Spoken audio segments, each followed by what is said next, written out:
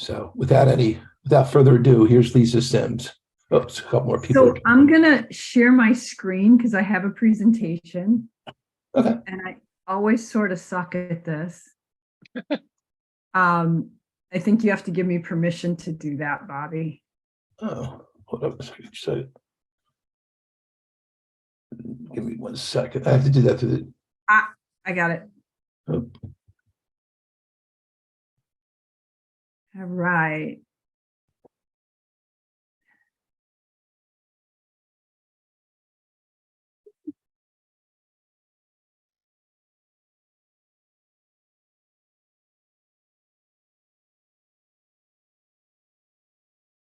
I just want to get it to view and I can't see because this thing is up here.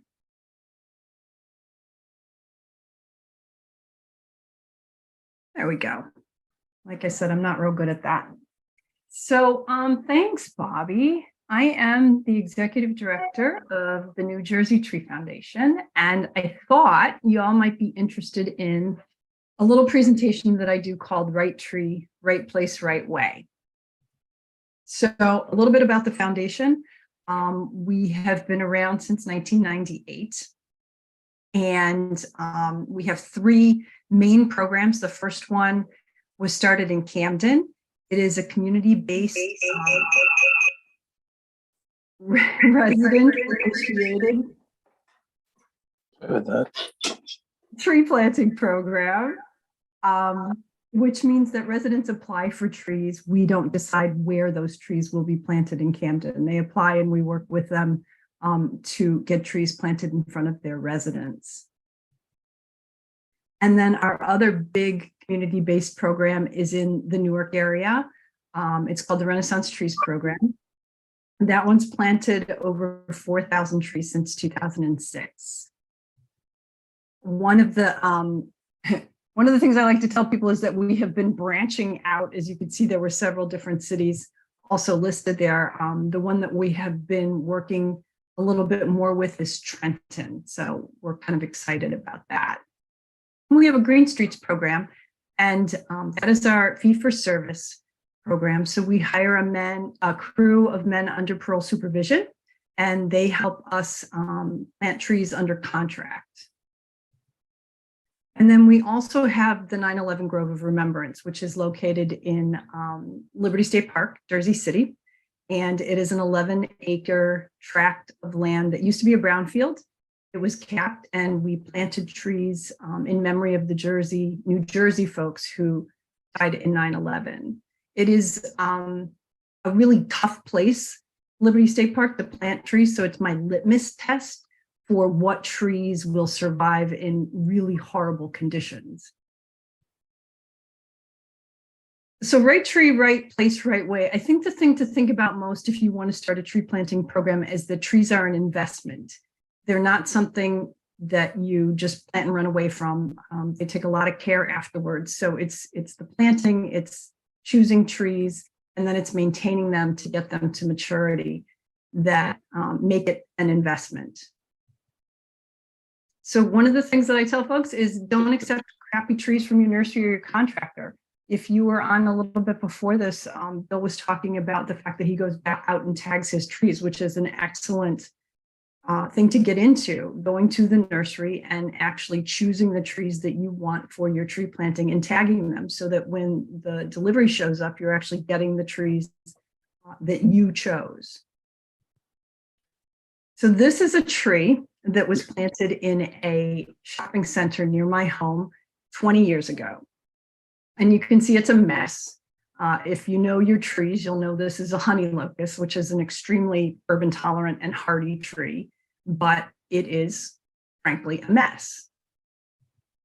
And this is that same tree 16 years later, which is pretty astonishing. The 2 trees next to it were planted at the same time, but this tree, although it survived, it has struggled to grow and to fill in and to become the tree that you want it to.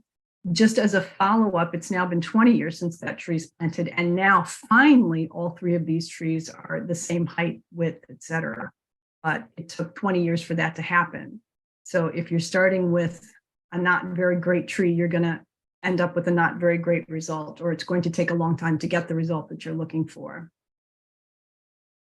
Is this little bar in the way, or is this just on my screen? On my screen. I'm not seeing it. Yeah. Okay, good. So what's a good tree? A good tree has a nice full head. It has a single leader. If that's the species that you're planting, for example, a maple should have a nice straight single leader, a straight trunk, and good branch height. And for the trees that we generally plant along streets, which are 2 to 2.5 inch caliper, a good branch height would be 4.5 to 5 feet. A couple of things about trees that we shouldn't be planting anymore, ever. One being the calorie pear. And not just the Bradford, but all of them. None of them should be planted. They're very weak wooded. They're extraordinarily overplanted. The flowers smell like cat pee, and they're exotic invasive. So we're having a really difficult time with these trees getting into our woods and basically in any place that is an open space that's not mowed. And here's a prime example. This is in Freehold, New Jersey. It's your typical new development with your typical line of pear trees on one side of the road. And then on the other side, on the top, you'll see was an open green acres field. And it's not mowed, it's just open space that people can hike through, et cetera. And it has become nothing but a grove of calorie pear trees. And one of the things that they have found is that when calorie pears are planted by seed, they revert back to their original form, which had these really big spikes. So now you've got a field of trees with big spikes that nobody wants to go into. So instead of a calorie pear, we could maybe plant a serviceberry or hawthorn. If you want those spikes, the hawthorns have spikes. We tend to plant those in front of schools because it keeps the kids from climbing them. Purple plums is another one that we stay away from. I know everybody loves the fact that they've got, fun purple leaves, but they tend to not be able to put on roots that will sustain their canopy. So out of nowhere, they'll just fall over. And we had, I think, 4 of these in our Grove of Remembrance, and this was a bright sunny day, and it just fell over. They can't put the root system on that they need to sustain the canopy that they put on. So instead, I would highly recommend like a forest pansy redbud. Got the same beautiful colored leaves, and it's also a native tree. And Norway maples are something that most people know that you shouldn't plant, although recently I did see them on a tree planting list. So I was a little surprised about that. These are just like the calorie pear trees. They're highly invasive, and they're finding that they're not just surviving on the edge of woods, but they're actually getting into the woods. So here's another tree that you do not want to plant. What list did you see those on, Lisa? I'm curious.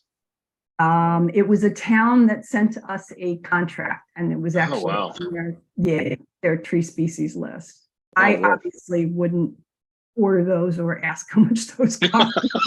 Right. I won't plant them. And it's the same thing for the calorie pear. I'm very open about the fact that I won't plant them under any circumstances. Right. And this has been my kind of go-to instead of, what were we talking about? The Norway maple, sugar maple, but they're finding that this tree might not do well anymore in New Jersey with our changing climate. So I need to find another tree. And I love sugar maples. I just think they're like the coolest tree, but it's getting Are we too warm for the sugar maple? Yeah, it's getting too warm. Yeah, we're taking them down all the time now. It's a shame. Yeah. Really? Yeah, they're just not surviving. All right. That's unfortunate. Green ash. I think everybody knows that emerald ash borer has swept through New Jersey. I'm taking down a green ash that I planted for my aunt right now because it got infected really badly. So we're not planting green ash anymore, even though it was a great tree. So what can you plant? Well, we're big into diversity. It's really, really important that we diversify what we're planting. And I have a list that I'm going to go through pretty quickly of trees that we found to be urban tolerant, which means they do well in not great soils.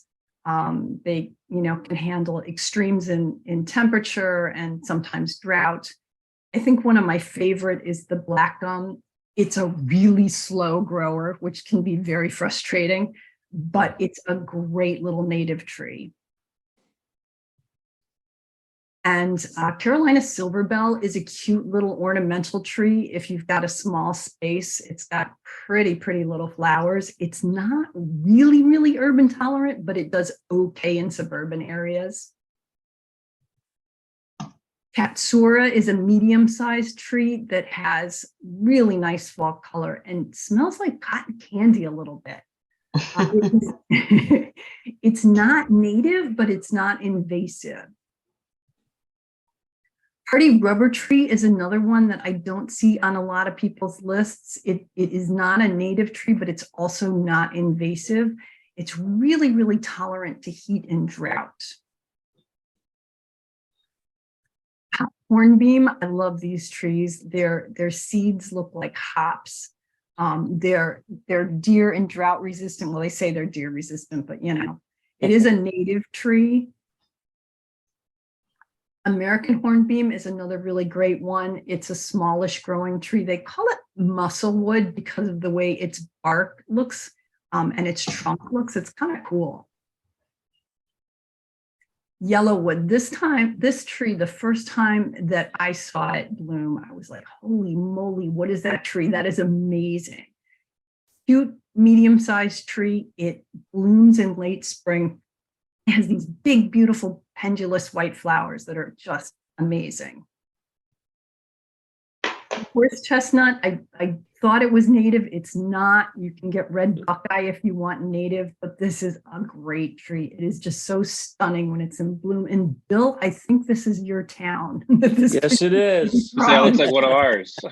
It's your town. Yeah, unfortunately, They are they're hard. tough to They are find. hard to come by. Yeah. Hard to Love come by. them. Yeah, they're a little pricey Yep. because they're, people don't grow them that much. I have to say the red buckeye we have in the Grove of Remembrance, and it spreads a lot. Like there's tons of little babies up there. Oh wow. I don't know how fast they grow. It could take a while to get them to size. Not invasive. Elms, American elms, folks, these things grow. They're absolutely amazing. We have some in Liberty State Park, not just in the Grove, but throughout the park. And they love it up there. Like they don't care that the soil is crap. They don't care that it's windy and dry and horrifying up there for a tree. They just grow. And then finally, don't forget your oaks. Oof, they do so much for us. And Doug Tallamy, if you've never read him, grab the book, grab all the books, see him in person if you can. Just oaks are amazing. So we've talked about trees. We want to talk about planting them in the right place, especially if you're kind of new at this. One of the things that we've done for 26 years that we've been in the nonprofit business is only plant small growing trees under wires. So here's an example down in Camden of small growing trees under the wires. And when we're talking about wires, we're talking about the very top wires, not the cable and the things underneath, but the very top ones that are actually the power wires, the ones that get pruned for. Why? Again, because trees are an investment. And if you plant large trees under wires, this is what you're going to get. It is just a fact of life until wires go underground, which it doesn't seem like that's going to happen anytime soon for all of us. This is what happens. The utility companies have to prune for safety. And a few years back, they were given a mandate to prune even harder than they have been because of the storms that we're having and the issues that we get with storms and trees. I thought this was an interesting picture because, of course, it's summertime and people are going to park under the shade. But whoa, I don't think I put my car down there. And this just is the wrong place, just because there's soil there doesn't Oof. plant a tree there. It's just wrong. And then this one, I don't know which came first, the tree or the guardrail. I have no idea. But the tree is actually eating the guardrail. So pretty much planting large growing trees under wires is kind of the definition of insanity. You know what's going to happen and you do it anyways. It's just crazy. Save those for the side of the street that doesn't have wires, or your parks or your green strips. And then I did want to talk about planting trees the right way. And you can see from this picture, the tree is nice and straight. It's not crooked. The flare is above the ground and the mulch is away from the base of the tree. So when we're talking about trees, there are different kinds that you can plant, and there's different reasons that we have different kinds. Container trees are amazing. They're easy to get in the fall. They're very difficult to find in the spring. And Bill, if you find a nursery that only does containers, let me know, because I'll be their best customer. They eliminate what's known as a fall dig hazard, which are some trees that when they're dug up from the nursery and then transplanted in the fall, don't do well, especially if we have a really brutally cold, dry winter. A lot of your oaks and elms are a fall dig hazard. And so to eliminate that, we plant trees that are in containers. The containers are very lightweight. We do tend to find them to be very pot bound. So not just the roots being pot bound against the pot, but it seems like there's a lot of soil piled on top as the tree is being transplanted to a bigger and bigger pot. So there's a lot of rooting around you got to do for that root flare. B&B trees are generally what we plant in the spring. If you can find them drum laced, that's really nice. There are a couple of local nurseries in New Jersey who still drum lace. It's kind of a dying art. But generally what we plant are B&B trees, or balled and burlapped. They've been dug up, burlap wrapped around them, and then a metal basket put around them to transport them from point A to point B. So if you're talking about planting, the first thing that you have to do is call 811. And that is our call before you dig number here in New Jersey. I tend to do these online because they're, quote, 24/7, although I've done them at 4 a.m. and nobody responds. So I think they're napping overnight, but at least it's easy to do.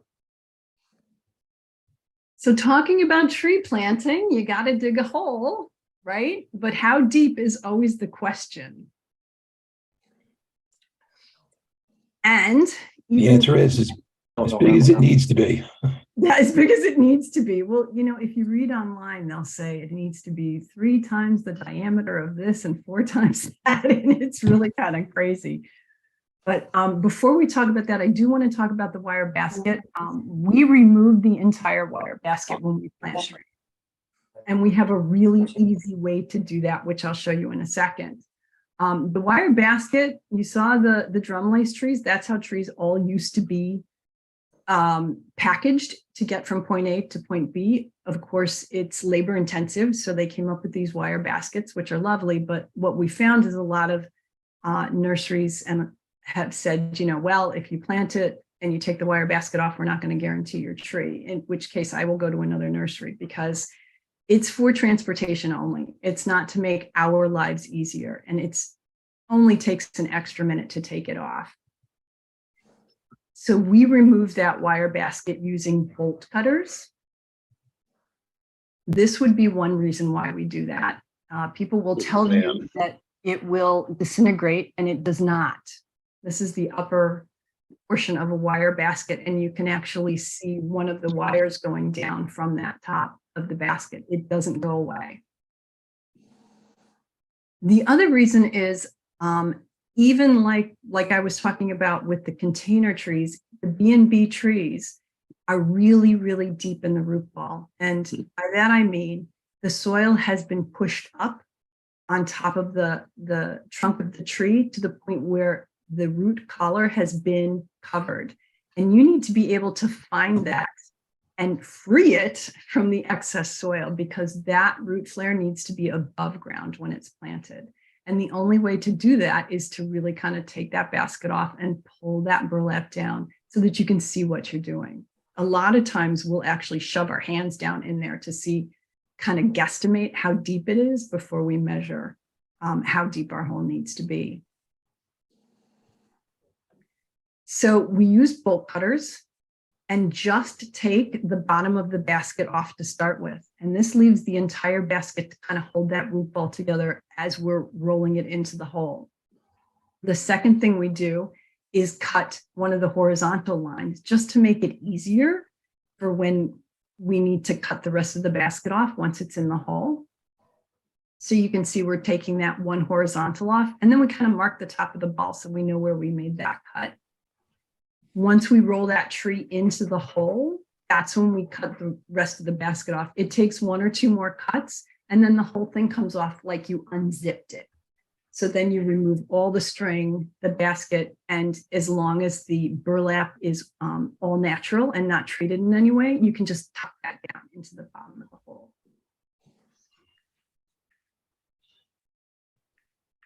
So this is what you want to see once you've got that tree in the hole. You can actually see very clearly in this picture the root flare, and that first main root, which you're looking for, that needs to be above ground.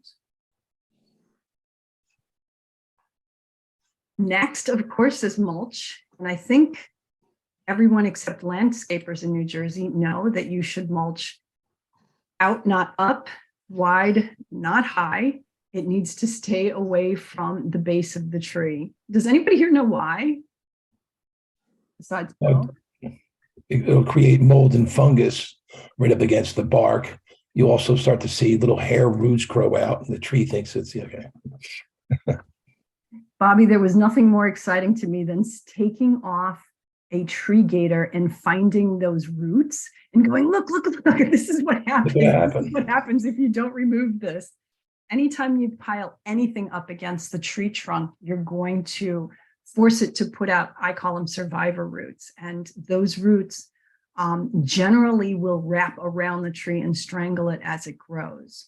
So mulch like a donut, not like a meatball. That doesn't even look pretty. There were 3 of them in a row. Somebody took a lot of time to do that. Don't do Yeah, that. that wasn't easy. Right? Maybe a little spackle mixed in with the mulch. Stand up like that. So this is what you want your trees to look like. One of the things that I was never a fan of until more recently was staking trees. And the only reason I wasn't keen on it is because folks tend to forget to take them off. Staking is something that you do for a year to get the tree acclimated to the wind and its new environment. And unfortunately, with the storm systems that we've had the last few years, especially when we're getting, 3-4 inches of water and then wind on top of that, newly planted trees are just falling over, whether they're B&B or in pots. So we are actually highly recommending staking trees, all of them, both B&Bs and potted trees, because it just makes more sense. Once a tree falls over and those roots get a little broken, even if it's a brand new tree, that's just added stress and to your investment.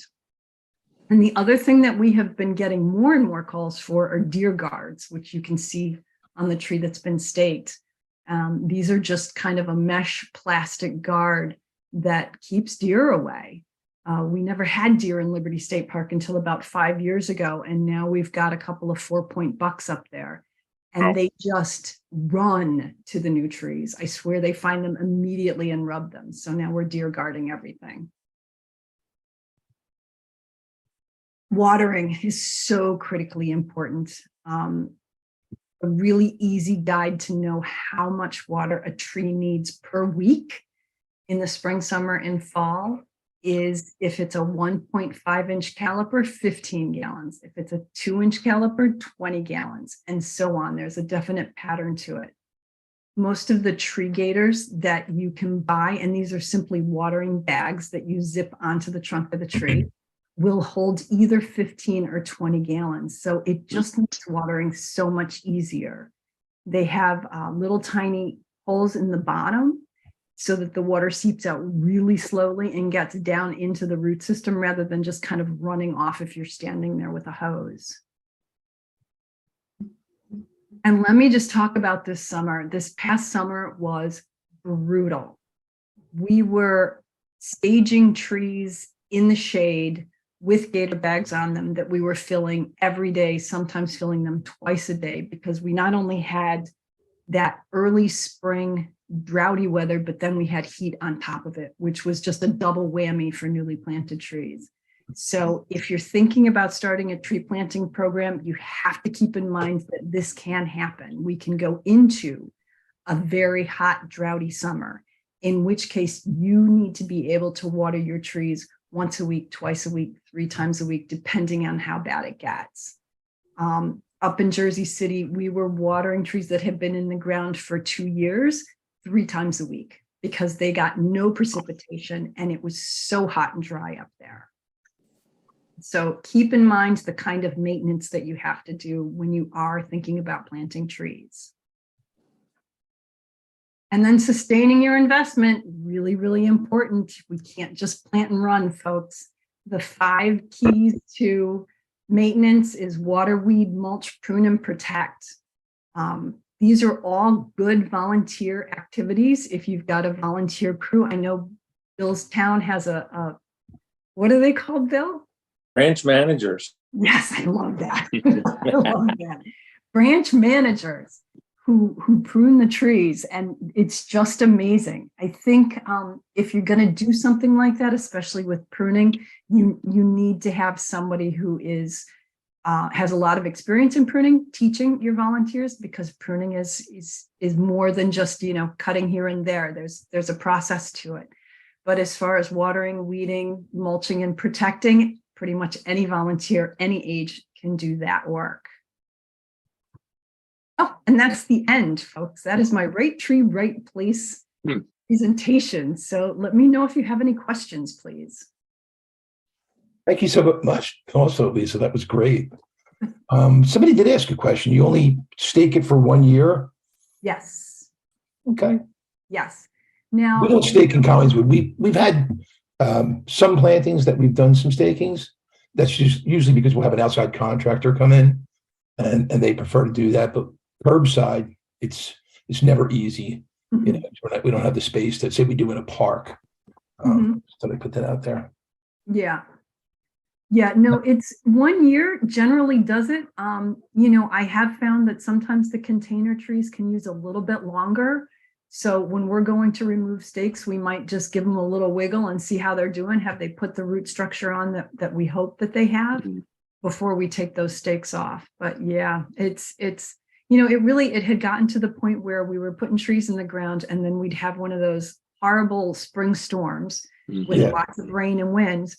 And I'm getting phone calls to come down and stake. And I'm like, this doesn't make sense anymore. It adds about $10 a tree, give or take. But to me, it's kind of priceless. It's getting people to take them off afterward. That's going to be the problem. Yeah, that's true. Also, you talked about planting in baskets. Have you visited Pleasant Run Nurseries? I've actually gotten trees from them in the past. Yeah, but I haven't been there recently. They have a pretty, you know, eclectic group of trees. Let me put it that way. They seem to be ahead of the game, but they all smaller, I guess, you know, smaller DBHs. Yeah, they're smart. We actually, Bobby, we used them this year for a small planting. Lisa, we didn't use your crew for it. We used some of the branch managers for it. So very, very eclectic mix there, but definitely the caliper is much smaller. Yeah. Yeah. When you're doing township trees or even the park trees, you know, you hate to think of caliper being a factor, you know, just because kids will hit them when they're there. I do think that trees that were grown in baskets do better in the long run. I've seen it. Yeah.